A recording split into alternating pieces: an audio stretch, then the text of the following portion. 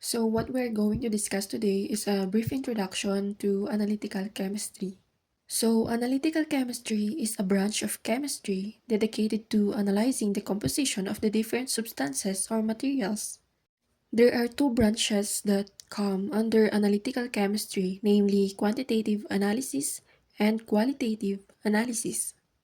For quantitative analysis, this is concerned with the amounts of different components present in a sample of substance. For example, titration. This method is used to determine the concentration of a substance in a solution. In this process, a solution of known concentration called the titrant is gradually added to a solution of unknown concentration until a chemical reaction reaches its endpoint. The endpoint is often indicated by a color change, which can be facilitated by adding a suitable indicator. In an acid-base titration, phenolphthalein is commonly used as an indicator. It changes from colorless in acidic solution to pink in basic solutions. By measuring the volume of titrant used to reach the endpoint, chemists can calculate the concentration of the unknown solution using stoichiometric relationships from the balanced chemical equation.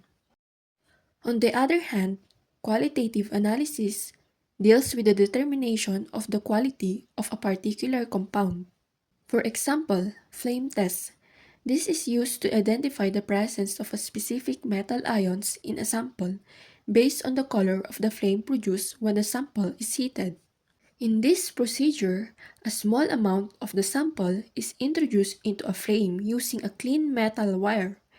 Different metal ions emit characteristic colors when heated, allowing for identification. For instance, sodium gives a bright yellow flame, and copper creates a green flame. So, have you seen now the difference between quantitative analysis and qualitative analysis? Let's now move to the methods used in analytical chemistry. So this is divided into classical and instrumental methods. For classical methods, it is termed as wet chemical analysis, and it is consists of those analytical techniques that use no mechanical or electronic instruments. So these are conventional type of methods. Examples are gravimetric analysis, volumetric analysis, acid test for gold, and flame tests. Next is the instrumental method. So it is typically depends on the measurement of a physical property of the particular analyte by using an instrument. Examples are spectroscopy, electrochemical analysis, and calorimetry. For the applications of analytical chemistry, number one is the pharmaceuticals for ensuring drug purity and testing shelf life. Number two is the food safety for detecting contaminants in food products. Three is the agriculture for analyzing soil to determine nutrient content for plant growth. Four is the environmental science for monitoring pollutants in air, water, and soil. Five, medicine for measuring cholesterol or glucose levels in blood samples. So that is how important analytical chemistry is, from ensuring the safety of the food we eat to developing life-saving medications.